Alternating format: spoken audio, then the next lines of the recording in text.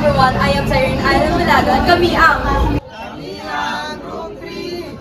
Ano nga ba ang masasabi natin sa mga kabataan na nahihirapan ngayon sa matematika? Kung masasabi nyo sa mga kabataan na nahihirapan sa mathematics? Sa mga kabataan na nahihirapan sa matematika, ano ba ang dapat natin gawin para maging mas maunlad ang matematika o ang kaalaman natin sa matematika? Kailangan natin maging matyaga, syempre kailangan yan. Kailangan natin mag-enjoy sa mga bagay na matematika dahil may stress lang tayo o wala tayong enjoyment. May stress tayo doon.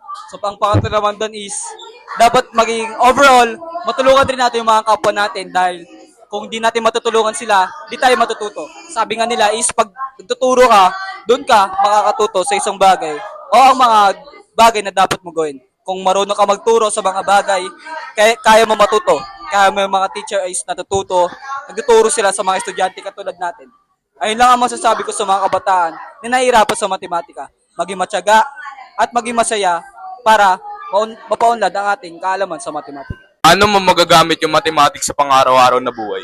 Ang ganda ng tanong. Paano nga ba natin magagamit ang mathematics sa pang-araw-araw natin na buhay? Magagamit natin ang mathematics sa pang-araw-araw natin na buhay dahil may mga kailangan tayong kumpletuhin o mga tasks na kailangan natin gumamit ng matematika. Katulad ng pabili ng mga produkto, serbisyo o mga iba pang mga bagay. Paano ba natin magagamit ang matematika para paunlarin ang ating buhay? Magagamit natin ang matematika kung paano natin makuha ang statistical ng isang bagay o kung chance natin kung paano siya makuha sa isang bagay. So, salamat po sa mga nasabi nyo. Ano nga po ulit pangalan nyo? Ako nga pala si Rayden Aguilar, nag-aaral sa Captain Albert Aguilar dito sa CAA. At masaya ako na nakakapagturo ako sa mga kapwa ko estudyante at sa mga teacher na nagtuturo sa akin dahil kung wala sila, wala ako dito. Yun lang ang masasabi ko po. Thank you po. Thank you.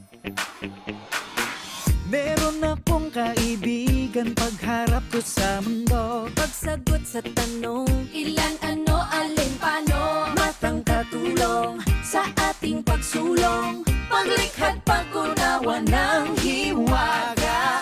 Minsan ang math mahirap at seryoso, nakakatakot, nakakalito. Buti na lang may kasama pa tayo, sipag, tiyaga, isip at talino. Magtanong, mag-isip